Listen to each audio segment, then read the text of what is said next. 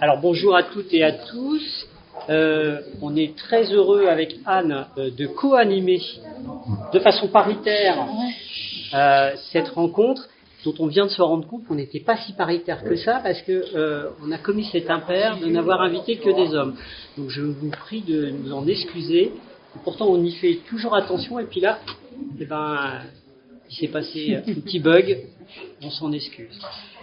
Donc rapidement, moi je suis Thierry Seguin, je suis le directeur du Centre national pour la création adaptée, qui est une institution assez récente, qui date de 2021, qui a été créée à Morlaix, qui est le pôle national de ressources pour les pratiques avec les artistes en situation de handicap. Je suis Anne Bourris, une des coprésidentes du collectif TCAP et je suis référente culture. Alors, pour présenter nos intervenants, on commence par ce côté-là, avec Alexandre Franjean. Vous êtes responsable de Cœur en scène à Rouen. Alors, à pas le dire trop tôt, Rouen, c'est pas Rouen. Rouen. Rouen.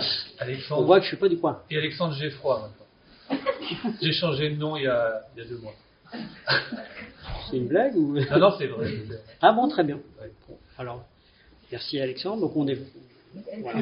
Geffroy, G2F-R-O-Y. Très bien. Et donc, je suis le responsable. Alors, je suis salarié de la commune de Rouen, responsable de la salle de spectacle Cœur en scène. Donc, le programme des spectacles vivants. Voilà. Très bien. Et on évoquera vos premières rencontres avec le Cercle Carré, dont on vient de voir le spectacle. Alors, à côté, nous avons Nathan Arnaud. J'ai souvent co-animé ou animé des débats avec toi, Nathan. Et donc, toi, tu es chorégraphe d'une compagnie qui s'appelle Murmuration. Chorégraphe et danseur, d'un spectacle récemment que tu as repris au Centre chorégraphique de Nantes, c'était vendredi. C'est ça. Hein, et donc, en tant qu'artiste concerné, on te posera aussi des questions.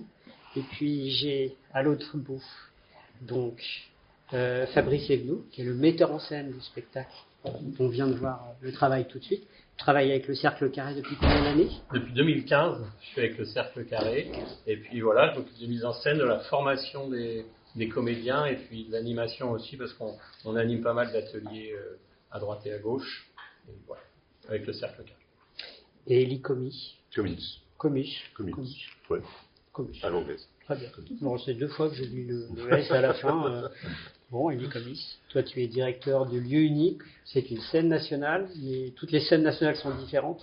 Le Lieu Unique est très particulier parce que c'est un lieu pluridisciplinaire, mais c'est aussi un lieu qui a des expositions. Un magnifique espace d'exposition.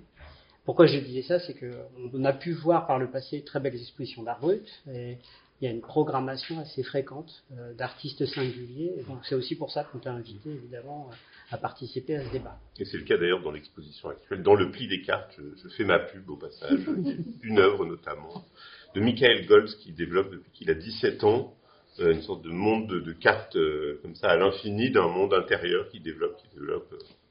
Il est de quel pays ? Il est originaire ? Il est allemand. Il est allemand ? Oui, tout à fait.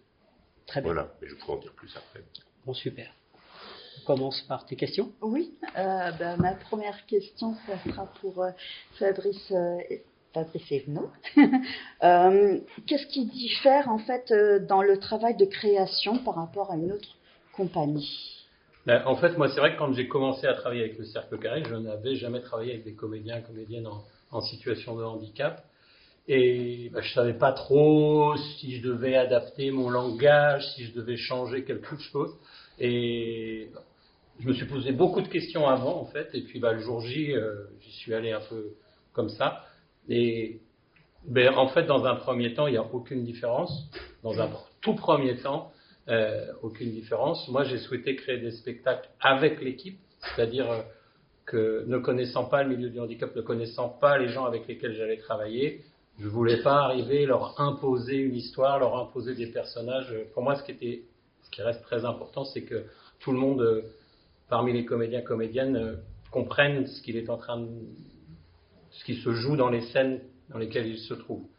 C'est pas possible pour moi que des gens rient ou que des gens soient émus sans que les comédiens eux-mêmes soient touchés maîtrisent ce qu'ils expriment. Donc voilà, on a commencé à créer comme ça des tableaux. Moi, ma façon de travailler, c'est de travailler dans le désordre. J'aime bien travailler par morceaux, très très vite, grâce à Jérôme qui coordonne la compagnie. il m'a dit, peut-être que tu devrais changer un petit truc. C'est que je voyais bien, quand je leur disais, ouais, on va reprendre cette scène-là, qui se trouve donc page 8, machin, c'était la brasse coulée. Et il m'a dit, en fait, travailler dans l'ordre, ça va être beaucoup plus simple. Donc ça, premier truc, j'ai compris que travailler dans l'ordre, ça allait nous aider. Et puis après, dans le travail, il y a pas de différence pour moi particulière, hormis des petites choses. Par exemple, dans le rapport qu'on peut avoir ensemble, les comédiens ne s'engagent que dans ce qu'ils peuvent faire. Ça, c'est hyper agréable pour moi. C'est-à-dire qu'il n'y a pas un enjeu, il n'y a pas un je me vends hyper bien. Tu vas voir, je fais des saltos. Bon, j'exagère, mais vous voyez, se mettre en avant particulièrement, non. On se comprend, ok. Ils me disent ça je peux faire, ok. Ou ils me disent ça je peux pas faire. Et ça, c'est hyper agréable. Et puis l'autre chose, c'est que, et ça c'est vraiment lié à la particularité du public, des comédiens, c'est qu'il est nécessaire de beaucoup répéter. On fait beaucoup de répétitions pour enregistrer, pour se souvenir, pour arriver même à travailler une mémoire corporelle qui va faire que même si je pense à autre chose, si j'ai un moment d'absence, mon corps a le mouvement, mon corps a le rythme, mon corps sait d'où ça se passe, ce qui se joue. Donc voilà, beaucoup de répétitions. Et aussi, dernière petite chose, on s'adapte. On travaille dans un lieu là à Bouvron qui est chouette, qui est une belle salle, mais dans ce lieu, très souvent, on dessine au sol la salle dans laquelle on va aller jouer. Puisqu'on a un nombre de pendrillons dans la salle dans laquelle on répète, on a une distance, etc. Et mine de rien, c'est très troublant pour l'équipe quand on arrive dans un lieu et qu'on ne retrouve pas le même nombre de pendrillons, qu'on ne retrouve pas la même taille. C'est évident ce que je dis, mais c'est important de répéter. En fait, ça met tout le monde en confiance. Moi, ça me permet de dire, on l'a déjà fait, dans ces conditions, puisqu'on l'a répété entre nous, et on arrive de façon plus détendue sur le lieu de la date. Voilà.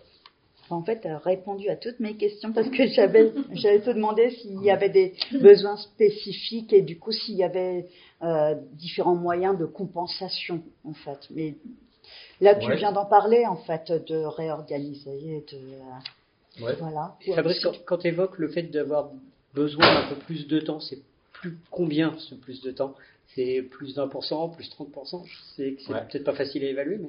Non, mais en gros, je dirais que 50%. 50%. Ouais. Donc là, le spectacle, combien de temps vous l'avez répété? On l'a créé en 60 jours. D'accord. Et une fois qu'il était créé, en fait, c'est lié aussi à la particularité, mais une fois qu'il est créé, il y a une version 1 qui sort, et puis en fait, chaque fois qu'on va retravailler, il y a des petites évolutions. En fait, le travail il est beaucoup basé sur la confiance des comédiens en eux-mêmes. Et ça, avant de jouer, avant la première, le niveau de confiance, il n'est pas très élevé, même si moi j'essaie de dire, t'inquiète, c'est super. Mais la confiance, elle vient au fur et à mesure des répétitions, mais surtout des représentations. Et c'est là où moi je peux après m'appuyer sur leur confiance qui se développe pour pousser, pour aller un petit peu plus loin. Donc, si tu veux, la création, chaque représentation évolue, quoi. Voilà. Merci. D'accord. En fait, est-ce qu'il existe un système de compensation comme en lien avec la MDPH, mais du côté du ministère de la Culture? La compensation de quel? En fait, par rapport à ton handicap, est-ce que tu as une aide spécifique? Et si oui, de quelle manière? Et vers qui tu te tournes ou tu t'es tourné pour y avoir droit?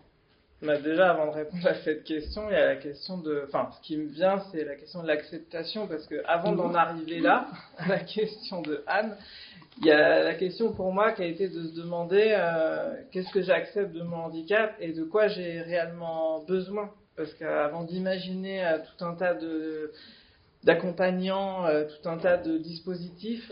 Il faut déjà essayer de repérer dans mon travail quels sont les endroits où peut-être j'ai nécessairement besoin d'être accompagné.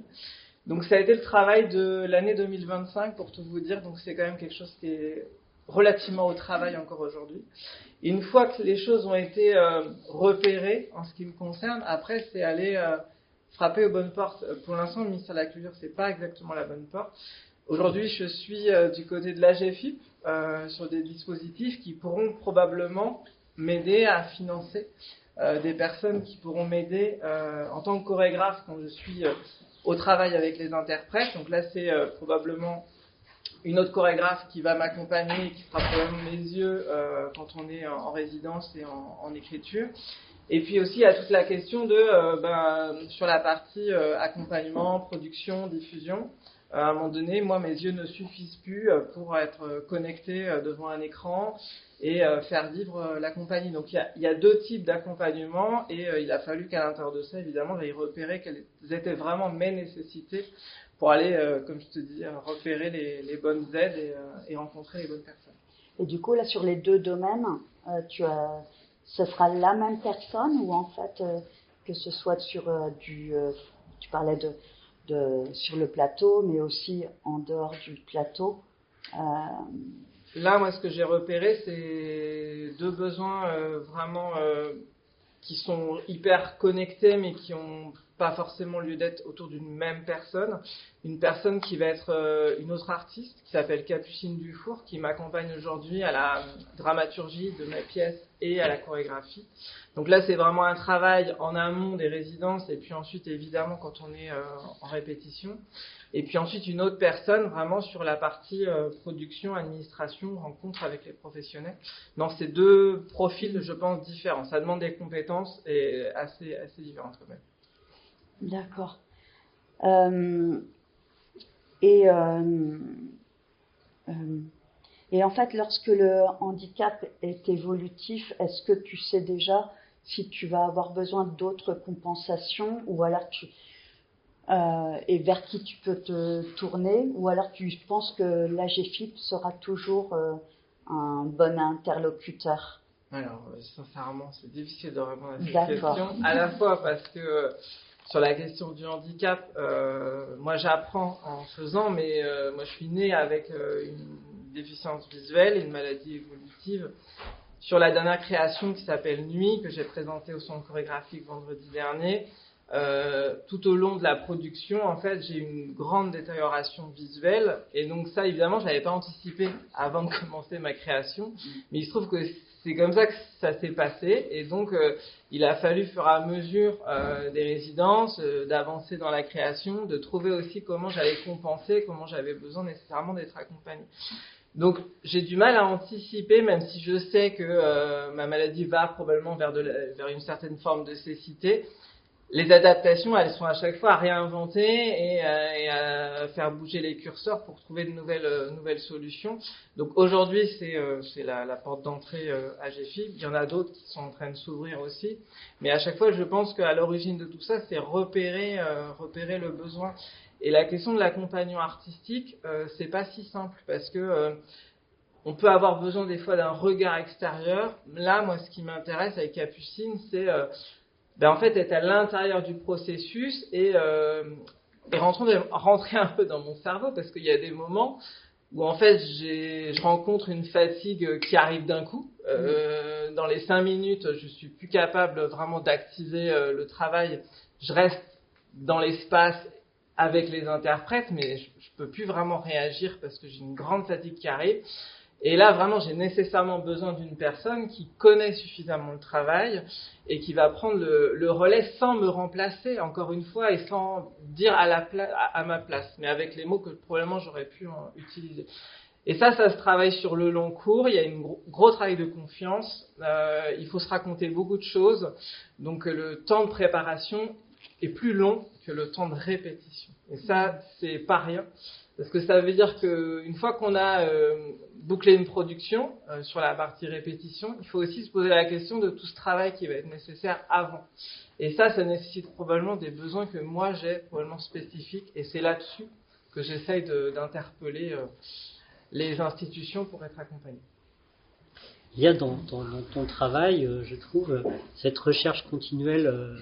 Moi, je me rappelle la première fois que je t'avais rencontré, tu me disais que tu cherchais ta danse. Et je trouve qu'il y a une manière, à partir de cette déficience visuelle, j'ai eu le sentiment, moi, que c'était venu augmenter ton travail de chorégraphe, que ça l'avait transformé. Est-ce que toi, tu as ce ressenti, le fait que tu poses un point de vue sur le plateau qui est un peu décalé par rapport à ce qu'on voit habituellement et que ça amène un autre vocabulaire chorégraphique? Chercher ma danse, je crois que je le ferai toujours à partir du moment où je vais encore continuer à affirmer cette posture de danseur et de chorégraphe. Ça va continuer à être en chemin et au travail.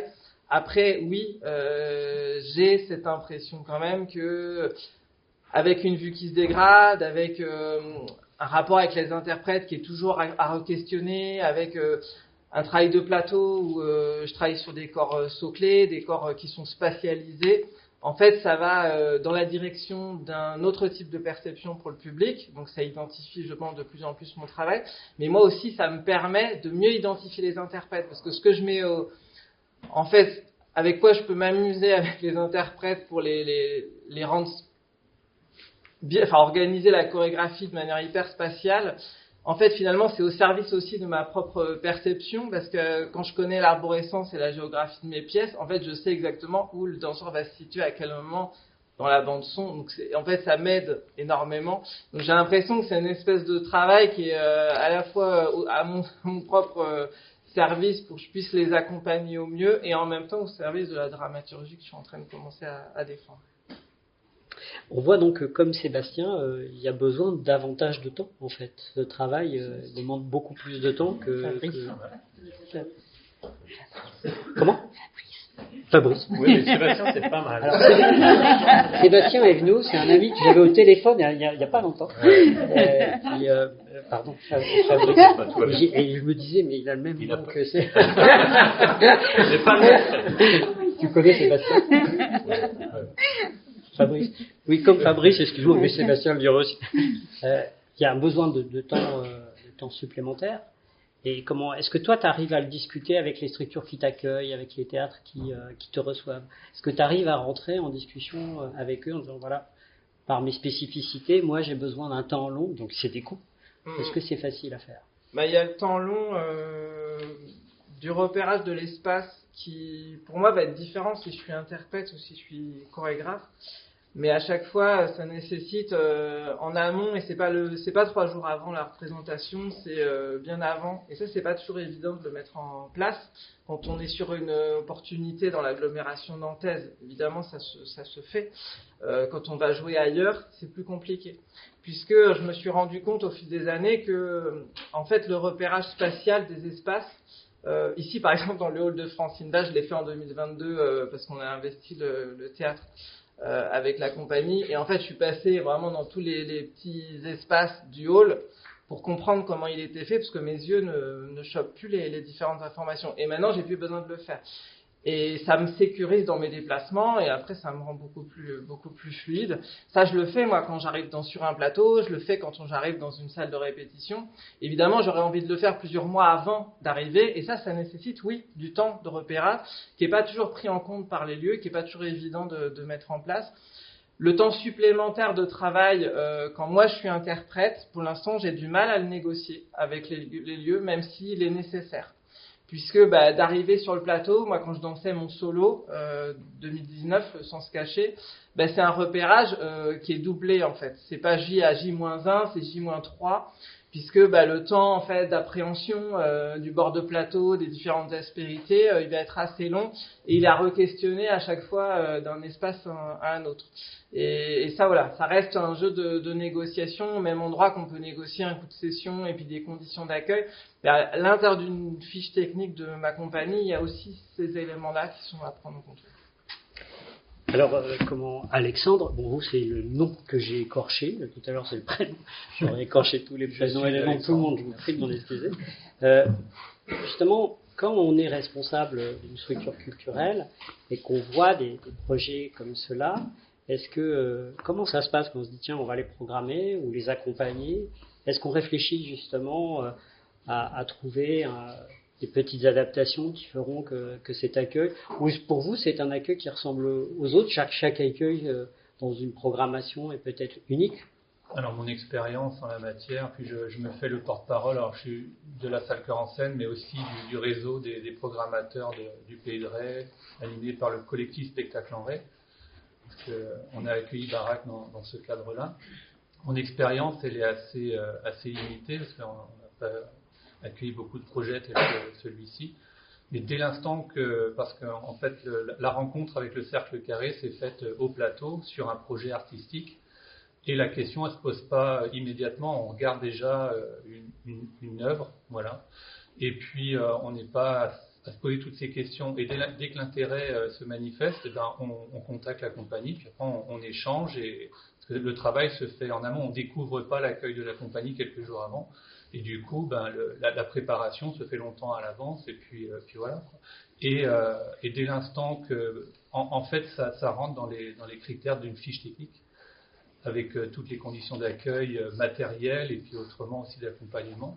Et la compagnie, elle, a aussi, donc il y a le volet, on va dire, artistique, et puis aussi le volet, comment on peut appeler ça, Fabrice, c'est l'accompagnement. Médico-social. Voilà, voilà, merci.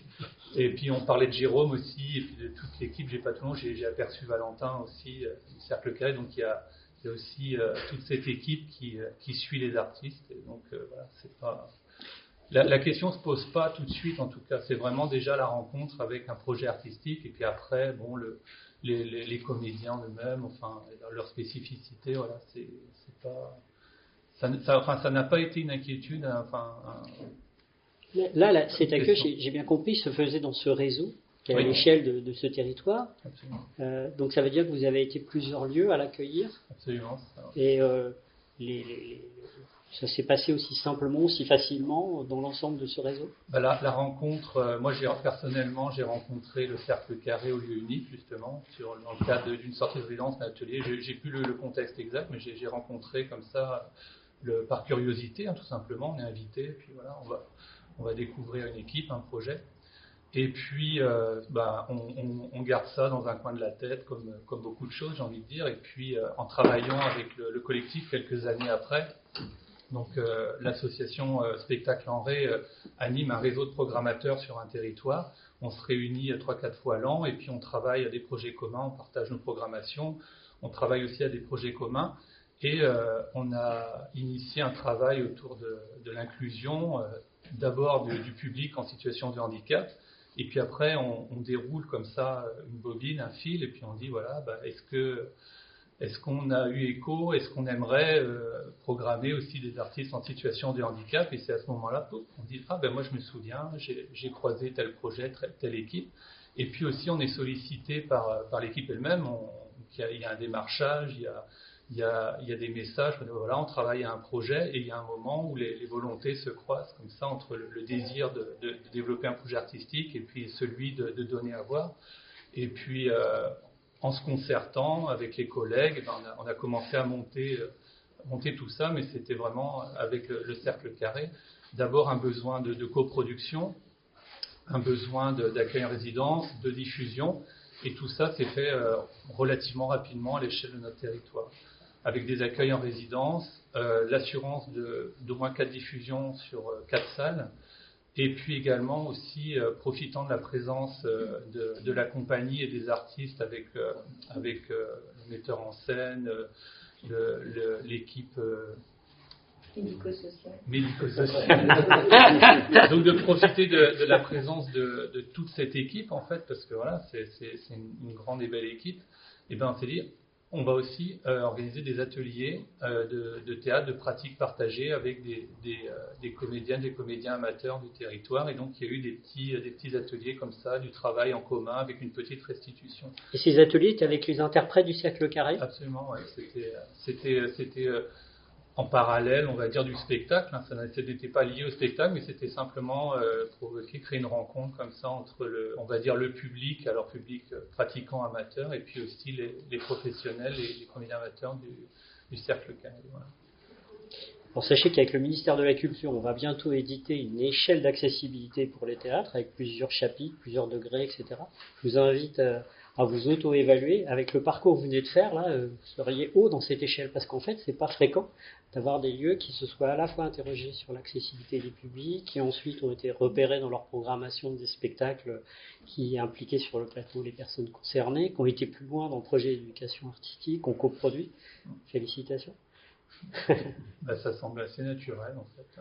Après, on échangeait là-dessus aussi, c'est la rencontre avec un projet artistique avant tout, une démarche artistique qui nous voilà. Et après derrière, il y a effectivement aussi une volonté politique des décideurs, voilà, qui dit voilà, attention, on veut être plus inclusif. Donc ça semble tout à fait naturel en tout cas. Alors, on reviendra après sur cette expérience. Je trouvais à noter que le fait que le médico-social se soit oublié, c'est-à-dire qu'on ne sache pas facilement le dire, c'est-à-dire que sa présence est en creux, sécurisante, au point même qu'on l'oublie, je trouve ça très intéressant. Mais c'est peut-être là que le boulot est bien fait, c'est quand cet accompagnement finit par s'oublier. Élie, toi, au lieu unique, c'est pareil, moi je me rappelle, c'est une institution qui a mené par le passé des efforts assez conséquents sur la question de l'accessibilité. Je me rappelle qu'une année, vous aviez fait le choix d'avoir l'ensemble de la programmation signée en langue des signes. Il y a toujours eu, à travers les diverses directions du lieu unique, cette dimension des corps singuliers dans la programmation, ou c'est quelque chose qui est en train de se renforcer ces dernières années? Écoute, franchement, j'aurais du mal à faire une histoire de cette question au lieu unique, donc il faudrait s'y pencher, ce serait très intéressant. Je pense que de manière générale, il y a un intérêt pour des formes de relations inhabituelles, il y a un intérêt aussi pour ce qui peut parfois être, disons, insuffisamment visible, voire caché, de manière générale, je dirais, sur différents sujets. Et à mon sens, le handicap fait partie de cette réflexion-là et de ces recherches-là. Donc effectivement, il y a eu plein de phases, plein d'actions effectuées. Je dirais quand même que notre ressenti en tant qu'équipe, c'est qu'on a tout à apprendre sur le sujet, et je parlais avec mes collègues hier dans l'optique de ce rendez-vous ce matin, et c'est vrai que tout le monde disait, on a besoin de se former, on a besoin d'apprendre, et finalement, les sujets qu'on mène sur la question du handicap en général, que ce soit des spectacles, ou que ce soit des ateliers, que ce soit des résidences, et évidemment tout ce qu'on peut proposer au public, c'est à chaque fois des occasions d'avancer, d'apprendre, et de se rendre compte aussi que c'est un travail qui est largement devant nous, de toute façon. Alors après, c'est vrai que je rejoins ce qui a été dit précédemment sur le fait que c'est vraiment l'artistique qui guide, ce qui est peut-être une bonne nouvelle et une mauvaise nouvelle. C'est-à-dire que la bonne nouvelle, c'est qu'on est pleinement impliqué sur ces projets comme tous les autres projets, je dirais, et c'est ça qui guide leur force. Je pense par exemple au Hamlet de la compagnie La Plaça, qui est passé en 24-25, à Péplum médiéval de Olivier Martin-Salvant avec Catalyse. Je pense à Parc aussi d'Éric Minton-Castin. On pourra en reparler de ces gros projets-là. Puis après, il y a plein d'autres projets à des échelles plus réduites. Donc ça, je dirais que c'est le côté bonne nouvelle. Le côté mauvaise nouvelle, si on peut dire, c'est que ça dépend tellement de la proposition artistique et aussi de notre propension à percevoir l'offre ou pas, ou de la rater, qui fait qu'il y a des années où il y a beaucoup de choses qui se passent et des années où il s'en passe moins. Donc c'est pas inscrit de manière parfaitement régulière. Peut-être que ça répond un peu à ta question, mais je pense qu'il y a des moments où la question a beaucoup été présente et d'autres moins, et que je pense que ça part beaucoup de l'artistique, autant de l'offre artistique qu'évidemment des programmateuristes, que des autres institutions et lieux actifs sur le sujet. Alors moi, ma perception, c'est quand même que globalement, on est dans une période où, en tout cas moi personnellement, je perçois plus de projets très forts, très passionnants dans cette sphère-là, et je pense que c'est évidemment lié à des institutions qui travaillent sur le sujet en France et aussi à l'international. J'ai l'impression qu'il y a des réseaux qui se constituent, qui sont assez forts. Voilà, de manière générale, mais c'est sûr que c'est un axe important pour nous. Et alors, vous êtes aussi un lieu de création, donc vous accueillez des équipes en résidence de création. C'est arrivé que, comme ça, des équipes en création soient venues chez vous, parce que dans les projets que tu citais, j'aurais pensé spontanément à Parc. Je pense que Parc a été créé chez vous. Oui, enfin, c'est plusieurs étapes. Hein, oui, Parc, il y a eu plusieurs recréations. Oui, c'est ça. Pour le décrire, c'est un magnifique projet chorégraphe, Eric Mincon-Castin. Quand on aime ce chorégraphe, on se rappelle de ce nom complexe à prononcer. Moi qui suis un peu dyslexique, j'ai mis du temps à apprendre ce nom. Et Eric est là, il pousse la danse avec les corps les plus limites. Là, il danse avec des enfants qui sont très lourdement handicapés et un long parcours comme ça de dialogue avec les institutions qui prennent en charge, les parents. Et c'est une danse qui est sublime parce que ces enfants sortent de ces fauteuils et dansent avec des danseurs d'Eric. C'est pour moi bouleversant. Ça, c'est un travail qui a été fait en création chez vous, alors du coup. En recréation, c'est en ça, recréation, voilà. puisqu'à chaque point d'atterrissage, vraiment, on peut vraiment parler de recréation au sens plein du terme, puisque ça représentait, disons, un travail dense de 6 mois en amont des représentations pour les équipes artistiques et pour nos équipes. Ça, je dirais que c'est peut-être le projet le plus exemplaire en termes d'implication de toute l'institution et qui n'est pas du tout une diffusion, je dirais, sur notre mode habituel et dans notre rythme habituel, dont je pourrais peut-être reparler après. Mais là, c'est vraiment un projet qu'il a fallu donc recréer. Alors peut-être, je ne sais pas si vous connaissez ce projet d'Eric Mincon-Castin, qui est donc un chorégraphe basé à Marseille. Et ça se présente vraiment comme un plateau. Donc il n'y a pas de fauteuil, il n'y a pas de public assis dans des gradins. Donc là, c'était tout le plateau dégagé du lieu unique avec différents agrès, objets dans cet espace-là.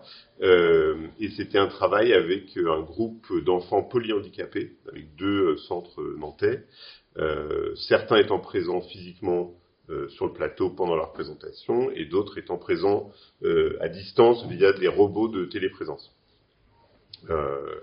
Et donc, pour préparer ce spectacle, on hésite presque à appeler ça spectacle, tant c'est, je dirais, tant on est proche des performeurs, tant toute la grammaire de ce qui se passe est vraiment très différente. C'est pas simplement je regarde quelque chose et je participe à quelque chose.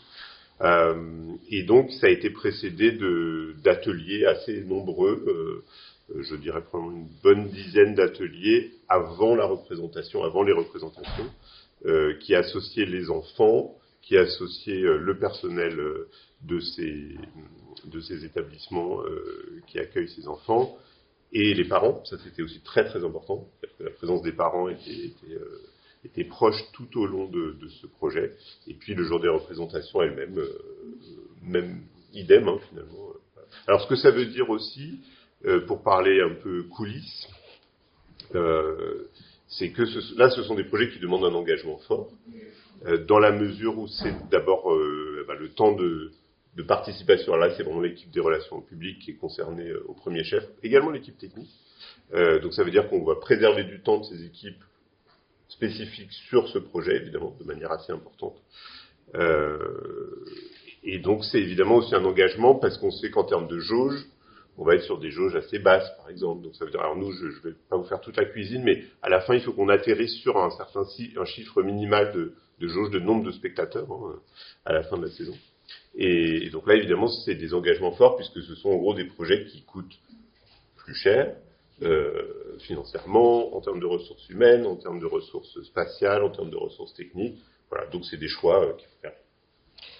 Alors, c'est très intéressant parce que comment en fait, et c'est un moyen aussi pour moi de revenir vers Fabrice et Nathan, c'est qu'on voit en fait que ces pratiques, elles réinterrogent nos manières en fait de créer les spectacles. C'est sûr, sur Eric, il y a l'abolition du rapport scène-salle classique, il y a le temps long que tu viens d'évoquer. On voyait bien que comment avec toi Fabrice, il y a un temps supplémentaire. Nathan, on entend aussi le laboratoire. Et moi, je trouve que ça, c'est très intéressant pour le théâtre, pour le spectacle, pour la chorégraphie, la performance. Si vous aviez, chacun, vous deux, en tant qu'artiste, un souhait comme ça, de voir les processus de création évoluer, les moyens de production évoluer, parce que sur un parc, il faut quand même se rendre compte de la complexité. C'est quand même des enfants, comment les déclarer, des parents, faut-il les déclarer, on est sur un statut donc semi-professionnel. C'est vrai qu'il y a un parti pris, c'est que les enfants sont déclarés comme des autres artistes, mais on va voir toutes les questions complexes que ça pose. Et est-ce que vous avez, Nathan, et toi, le souhait comme ça d'adaptation qui serait idéal et qui vous permettrait d'aller vers plus confortablement vers de nouveaux nouveaux projets. Je crois que pour nous, ce qui serait chouette et ce vers quoi on tend, mais qui n'est pas facile, c'est de pouvoir bénéficier de plateaux. Ce qu'on a réussi à mettre en place avec le Pays de Ré, c'est pour nous, c'est vraiment une chouette rencontre et un confort de travail. Et ce qu'on a envie, c'est que les programmateurs de la culture, les gens qui sont responsables de ces lieux, de ces structures, viennent voir notre travail pour justement nous permettre de montrer que, ok, on est avec des comédiens en situation de handicap, mais comme vous l'avez dit, le fond, c'est l'essentiel en fait, enfin le fond de notre création, et nous donner la chance en fait d'être dans des conditions acceptables, donc d'avoir des plateaux, d'avoir des gens qui viennent, qui reconnaissent notre travail, et aujourd'hui c'est encore difficile ça, de faire se déplacer. On a Denis qui travaille là-dessus, qui réussit à faire venir des programmateurs, mais c'est pas évident. C'est pas évident parce que je crois que il y a des mots associés qui sont pas toujours très très agréables à partir du moment où on a dit le mot handicapé. Là où on est tous conscients autour de la table du sujet, mais je crois que c'est pas si évident que ça pour beaucoup de gens, qu'on peut être en situation de handicap et avoir quelque chose à dire de sérieux, d'impliqué, d'engagé, et où le handicap n'est pas mis en avant particulièrement. Et donc, pour répondre à ta question, ouais, moi j'aimerais bien qu'on soit un petit peu plus pris au sérieux. D'accord. Moi, ce qui me vient, c'est la question du temps long. Quand je te rencontre, Thierry, en 2021, alors à l'aube du lancement du CNCA de Morlaix, j'étais encore, moi, dans ma disquette je crée une pièce, on la joue, et puis on essaie de la tourner, et puis après on en crée une autre, et puis on fait autre chose. Et en fait, aujourd'hui, je crois vraiment dans l'exigence pour moi du temps long, c'est de se dire, là, t'as une pièce aujourd'hui, et t'as pas encore tout testé avec cette même pièce. Vendredi, au centre chorégraphique, j'ai testé une autre carte de cette pièce, et j'ai envie d'en tester d'autres. Et je me dis que, en fait, c'est peut-être ça que j'ai envie aujourd'hui, en partage avec ce que je mène aussi dans des labos de recherche, puisque il y a tout un travail qui est en train d'être mené de rencontres avec d'autres chorégraphes concernés aussi par le handicap visuel. Bon, il se trouve qu'on n'est pas beaucoup, donc c'est assez facile de se rencontrer. On n'est pas beaucoup à avoir cet handicap-là et à se poser ces questions-là. J'ai rencontré Saïd Garbi qui habite à Bruxelles et on est travaillé en labo à Morlaix en mai dernier. Je vais relancer un labo à Nantes en mai 2026. Et pour moi, en fait, c'est la question du temps long, c'est comment je peux composer moi mon travail avec en fait des rencontres qui vont se faire dans la durée. Vendredi soir au centre chorégraphique, il y a des personnes qui me disent donc déficientes visuelles, qui ont accédé au plateau, qui ont bénéficié d'une auto-description. Elles me disent Nathan, t'as encore jamais créé. La dame me connaît pas, mais elle me dit clairement quelque chose comme si elle avait déjà observé le travail dans la durée. Elle me dit t'as pas encore créé une pièce avec des personnes malvoyantes. Je dis non, c'est vrai, je l'ai pas fait. Peut-être qu'on va se donner l'opportunité un jour de le faire. Et à un moment donné, c'est des choses peut-être à un moment donné, il faut saisir de ces petites choses qui de fait consolident moi mon écriture et consolident ma démarche de chorégraphe. Et j'en reviens au temps long parce que en fait c'est peut-être pas sortir une pièce tous les ans. Et ça, j'en échange aussi pas mal avec les personnes, les institutions et les mécènes qui accompagnent mon travail, c'est de dire voilà, qu'est-ce qui se joue à l'intérieur d'une œuvre et comment on peut ensuite aller tirer des choses à l'intérieur de ça, tout en respectant voilà qui je suis et les ambitions artistiques que j'ai envie de soutenir. Mais voilà, je ne suis pas en écriture d'une nouvelle création aujourd'hui. Et ça me fait plaisir de le dire parce que, en fait, ça libère un peu un truc aussi. Et puis de penser autrement. Donc c'est des schémas un peu de, voilà. Eh ben, Fabrice et Nathan, d'abord merci d'avoir osé. On sent bien, hein, vous êtes sur un terrain qui est des fois un peu contre-intuitif. C'est-à-dire que le fait de danser avec des malvoyants, ou de danser avec des danseurs qui sont en fauteuil, par exemple. Et rentrer dans une école quand vous êtes un très bon danseur mais que vous êtes fauteuil, eh ben, voilà. Hein. Pour l'instant, les grandes écoles ne savent pas encore le faire. En tous les cas, je voulais aussi féliciter Alexandre et Élie, parce que moi, je rencontre souvent des responsables de structures comme vous qui faisaient les choses simplement, efficacement, avaient envie encore aller plus loin. Mais en fait, il n'y a pas assez de structures aujourd'hui qui mènent ce travail de programmation comme vous êtes en train de le faire. Il faut qu'on passe tous à l'acte, en quelque sorte. Est-ce que toi, tu aurais une dernière question, ou aussi peut-être laisser également des questions qui viendraient de la salle? Y a-t-il des questions dans la salle? Tu passes le flambeau.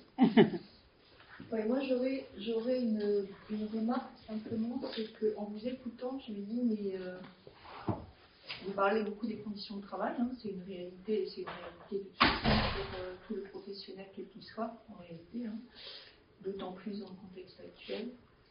Mais deux personnes en situation de handicap, et moi, ce qui m'intéresserait en fait, c'est que vous puissiez aussi évoquer être en situation de handicap, d'accord, mais qu'est-ce qu'une personne en situation de handicap perçoit du monde et comment moi je peux aussi accéder à cet univers-là, parce qu'on parle beaucoup de contraintes et d'entraves, mais il y a aussi des choses qui sont inconnues et particulières dans les personnes qui sont différentes, et je dis différentes au sens large. Donc, qu'est-ce que vous travaillez dans ce contexte-là et dans le projet de Fabrice, je trouve que c'est ça qui est intéressant sur l'écriture de plateau.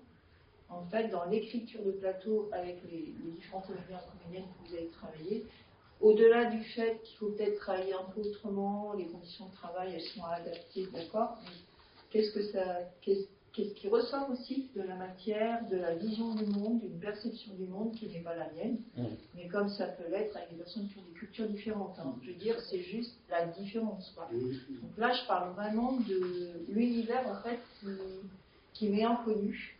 Et je pense que la situation de handicap, elle gagnerait, en fait, à être aussi une ouverture pour les personnes qui ne vivent pas les mêmes situations. Et par rapport à... Et j'ai une deuxième remarque à faire sur ce que vous dites sur les reprises de spectacles. C'est ce qu'on appelle tout simplement des spectacles in situ, en réalité. Tous les spectacles in situ demandent, quand ils sont repris, un temps d'adaptation assez important. Et c'est en particulier le cas pour les spectacles en espace public. Donc, de fait, pour une équipe qui a peut-être un handicap par rapport à transporter un spectacle à un autre endroit, c'est assez proche de ce que vivent finalement les artistes de l'espace public qui font un long repérage avant de s'approprier un espace différent. Voilà, je vais juste faire des remarques. Fabrice, Nathan, sur cette question-là. Voilà. Merci. Sur le rapport au monde, moi, c'est des échanges que j'ai beaucoup avec les interprètes parce que mes projets sont très autobiographiques. Je raconte beaucoup, je partage beaucoup ma propre perception visuelle. Quand je vous parlais tout à l'heure, d'appréhender un espace et puis de le mettre au service après du travail avec les interprètes, ben ça, je le fais vivre et on le teste ensemble. Et j'ai l'impression que c'est à mon endroit en fait ma manière de partager un peu ce que je peux vivre dans un quotidien en tout cas, et je le mets au service d'une écriture. Après sur la question des adaptations et tout ça, oui, enfin je vous rejoins, des adaptations d'un spectacle, il y a celles qui vont concerner la spécificité de l'artiste, peut-être en situation de handicap, mais un spectacle en tant que tel a toujours besoin d'être adapté d'un lieu à un autre, ça c'est clair. Je veux bien rebondir pour apporter aussi un témoignage. J'ai eu la chance de voir le spectacle de Nathan le soir dernier et j'ai accédé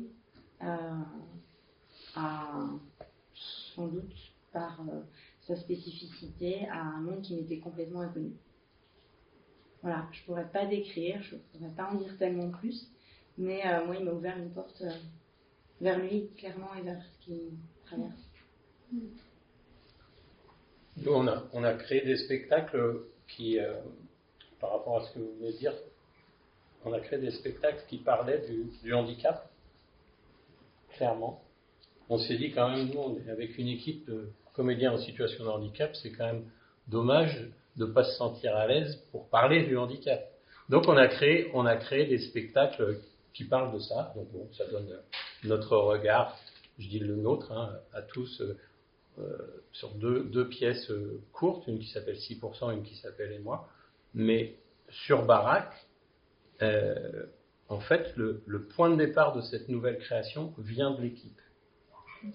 C'est l'équipe qui dit un jour, ok, c'est sympa de faire des spectacles, c'est ok, on part de tes improvisations, on parle de moi, est-ce qu'on peut participer au processus de création? Est-ce qu'on se sent, on a assez de bagages, on a assez confiance en nous pour y aller, pour exprimer notre point de vue, et pas sur le handicap.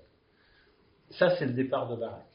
Et c'est là où moi, je trouve ce spectacle fort, et j'en suis fier de dire que c'est le nôtre évidemment, j'y participe aussi, mais c'est leur regard sur ce thème de l'habitat. Et voilà, et moi je trouve que c'est ça ce que moi j'ai envie de continuer aussi de faire, c'est de participer, de partager avec eux cet esprit de création qui leur laisse la place de nous dire ce qu'ils pensent. C'est pour ça que parfois c'est subtil, parfois on ne va pas comprendre certaines images, mais celui qui a envie, celui qui accepte de se dire que c'est leur regard, c'est notre regard, il se sent à ce moment-là invité à partager le point de vue, les points de vue des comédiens et comédiennes. Et ça, j'ai envie de poursuivre ça. Moi, j'ai trouvé, par exemple, dans le spectacle, il y avait un univers visuel assez proche des dessins de Sampé. Ça m'a frappé. On pourrait faire un album avec les tableaux. On valide son P. On valide. Est-ce que vous avez d'autres questions? Moi, j'en ai une, mais je me permets de poser. Tu parlais tout à l'heure de l'émergence d'artistes. Donc, moi, je suis d'accord. Je pense que la scène artistique est en train de se muscler. Elle est de plus en plus importante, intéressante. On a de plus en plus de très beaux spectacles. Et émergent des artistes internationaux assez étonnants. Et c'est fou comment aujourd'hui, dans les grands artistes internationaux qu'on va trouver un peu partout en Europe, on a beaucoup d'artistes en situation de handicap. Tu l'as constaté aussi? En Belgique, par exemple, ouais. En Suisse, ouais, tout à fait. Ouais. Alors là, je parle de ces deux pays-là parce que moi, je fais plutôt du théâtre et donc c'est francophone. Mais c'est très net. Ouais. Il y a une scène en art plastique, par exemple, en Belgique, qui est extrêmement puissante, qui est née aussi de la relation entre des instituts médico-éducatifs. Ça se dit pas comme ça en Belgique, mais en tous les cas des centres de soins, ils disent. Et la scène artistique belge, qui est très portée sur la bande dessinée, et ces artistes ont commencé à aller dans ces centres de soins, et là ça a fait des hybridations, et ça fait des artistes sublimes. Là aussi, il y a une scène internationale qui devient très forte. Parce que là, les projets que tu avais qui étaient internationaux, comment toi tu les as accueillis? Tu avais une aide d'un organisme Colomba? Non, franchement, non, pas spécialement. Alors souvent, ça se joue vraiment sur la tournée. Ouais. C'est-à-dire sur le fait qu'on est plusieurs à diffuser, donc on arrive à amortir des frais. Alors ça dépend d'où ils viennent. Quand ils viennent du Pérou, là, c'est très très. Là, c'était Nancy, je crois que c'est le festival de Nancy qui l'avait repéré. Ouais, c'est ça. Et donc là, il y avait une grosse tournée européenne, et donc on pouvait compenser ces surcoûts liés à la distance. Et puis après, quand c'est nos voisins immédiats, c'est pas vraiment un sujet, quoi. On voit émerger de plus en plus de projets comme ça internationaux. Justement, par rapport à cette question, tu dis qu'il y a une tournée européenne, ça veut dire qu'il y a une structuration quelque part. Comment est-ce que c'est maillé exactement pour que vous ayez vous cette information de l'existence de tel spectacle ou de tel artiste? Alors ça, je crois que c'est vraiment c'est du cas par cas, mais il y a évidemment tout l'aspect prospection de la programmation qui est essentiel, c'est-à-dire là où vont les programmateurs, programmatrices. Donc il y a des espèces de points de passage obligés, des grands festivals, dont par exemple le Kunsten à Bruxelles, qui est assez ouvert sur ces questions. Et après, c'est beaucoup le réseau, et c'est beaucoup des contacts interprofessionnels Et en général, il y a une institution qui assure la coordination du projet pour les autres, parce qu'il y a toujours un moment où il faut demander les visas, où il faut demander quelque chose, ou à l'échelle, quand c'est des compagnies françaises, il y a des choses évidemment à coordonner aussi. Et donc là, il y a souvent ce rôle-là qui est endossé par telle ou telle institution, souvent la plus proche des artistes, historiquement. Mais ça dépend de chaque cas. C'est intéressant d'ailleurs de noter que le Kunsten Festival est rentré dans un réseau qui s'appelle Europe Bien Access et qui fédère des lieux qui ont décidé ensemble de travailler sur la création adaptée à l'échelle européenne. Et du coup, c'est peut-être ça aussi qui est en train de nous faire émerger de nombreux artistes européens. Et un des enjeux dans les années à venir, c'est que les artistes français gagnent cette dimension européenne. Et je suis assez optimiste, je pense que ça va le faire. Avez-vous d'autres questions ? Oui. Est-ce qu'il y a beaucoup de programmateurs qui viennent, qui sont venus sur la séance scolaire et qui sont prévus ce soir sur la représentation du baraque? Alors, je crois C'est Denis. Ouais, Denis, il y avait des programmes. Pas mal. Il bosse bien, Denis. Moi, récemment, j'ai été approché par une compagnie de théâtre privé qui projette développer une pièce de théâtre, d'une adaptation d'un roman sur l'histoire de Charlotte de Villemorin. Vous connaissez peut-être pas, qui est assez notoire. Et donc, ils cherchent comme ça des soutiens à la production, coproduction, pour amener aussi au plateau le récit d'une jeune femme en fauteuil, donc handicapée de naissance, et qui raconte une tranche de sa vie quand elle accède à l'emploi. Et donc c'est un récit autobiographique comme ça, et donc salle, on va dire, publique, j'ai été sollicité par une compagnie, un théâtre privé. Ouais. Les agents de production. Comment ? Les agents de production. Et alors là, c'était le metteur en scène, ouais, directement. Oui, Josan, monsieur Josan. Pierre-Louis Josan. Ouais, je savais qu'il y avait Pierre dedans. On a écorché assez de prénoms dans les Je suis pas mécontent que d'autres prennent le relais. C'est sur moi. Mais du coup, voilà. Ouais. Et du coup, c'est marrant parce que j'ai discuté avec lui, il part dans une direction, j'ai lu le livre, je l'ai achevé il y a 2 jours là, et voilà. Enfin, ce qui est intéressant aussi avec les artistes en situation de handicap, c'est que ça ouvre aussi des champs d'expression.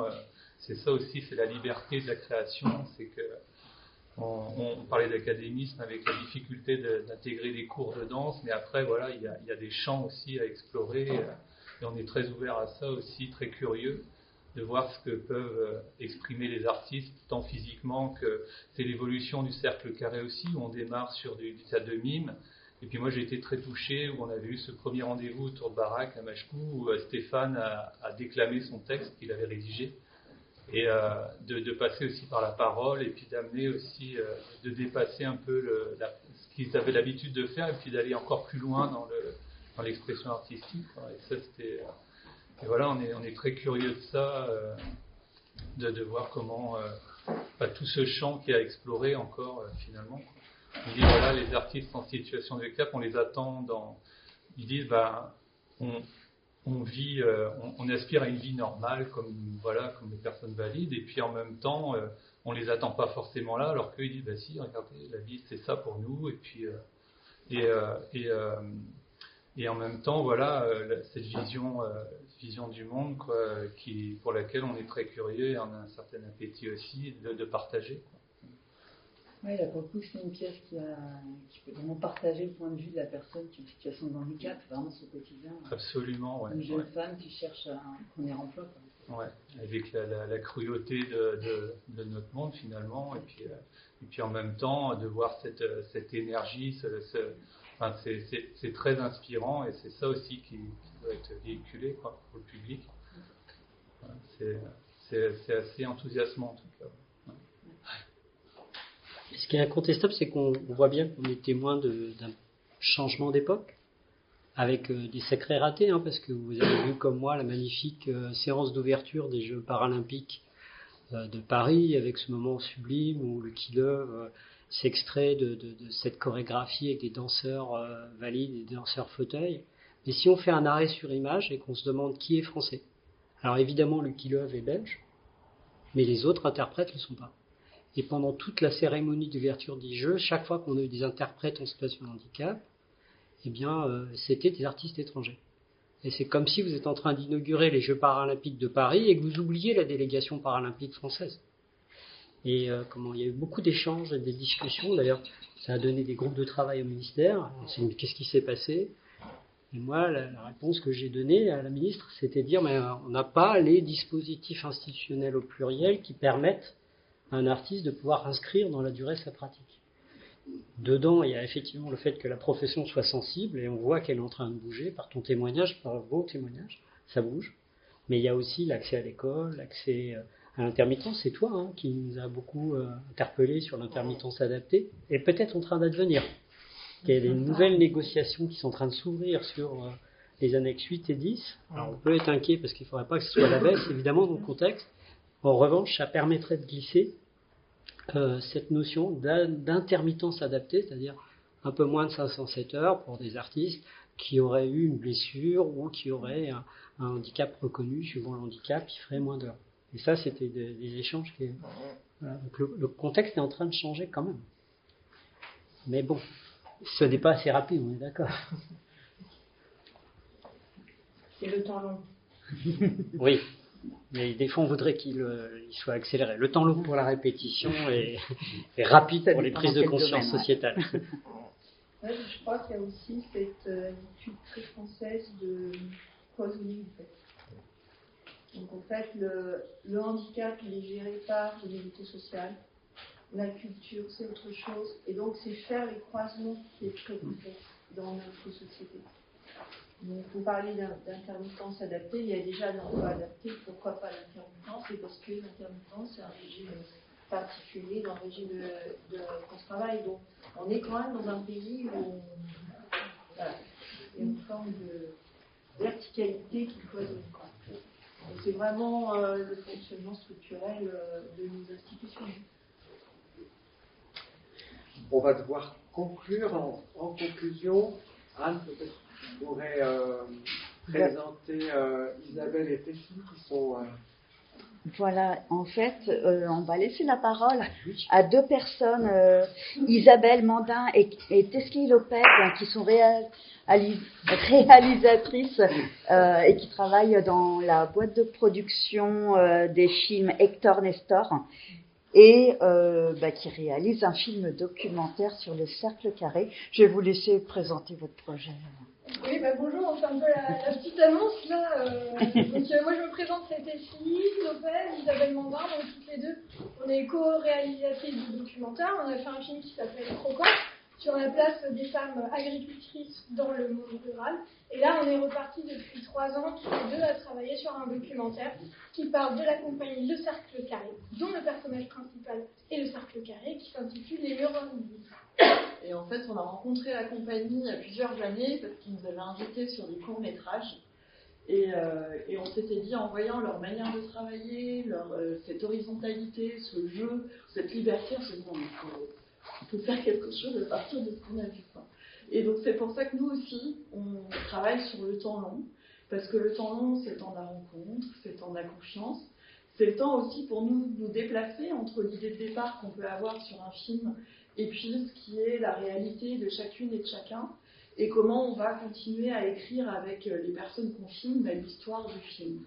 Alors c'est le temps long que nous on a choisi et qu'on aime travailler en documentaire, mais il y a aussi le temps long qui est lié à la recherche de financement, et que clairement, là on a tout tourné, tout est dans la boîte, ça fait 3 ans, on a nos images, nos séquences, nos envies de montage, nos idées de post-production, mais on cherche l'argent.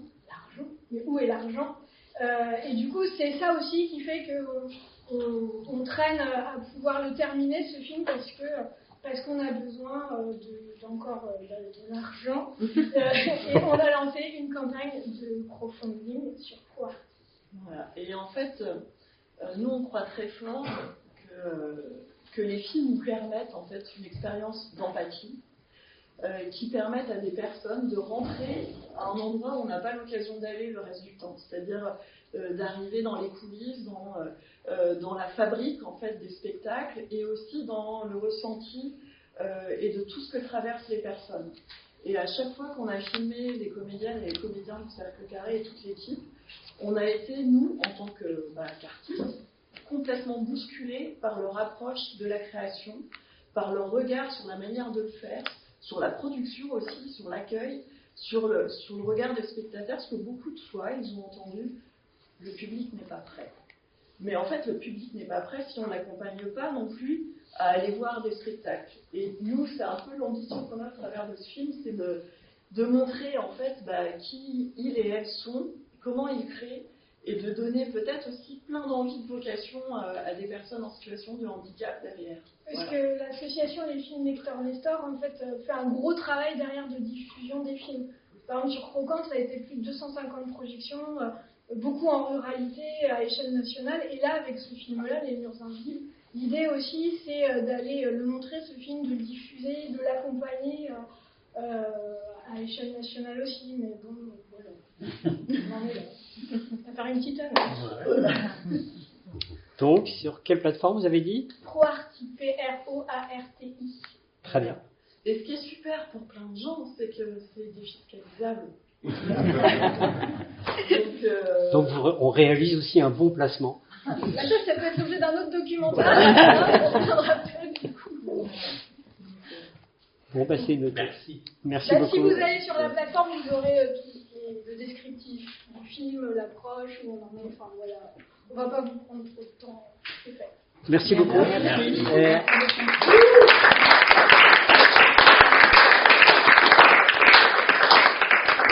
On devait rendre l'antenne à 12h45. 12h46, on est une minute de retard. Merci à nos intervenants. Merci beaucoup. Merci à vous.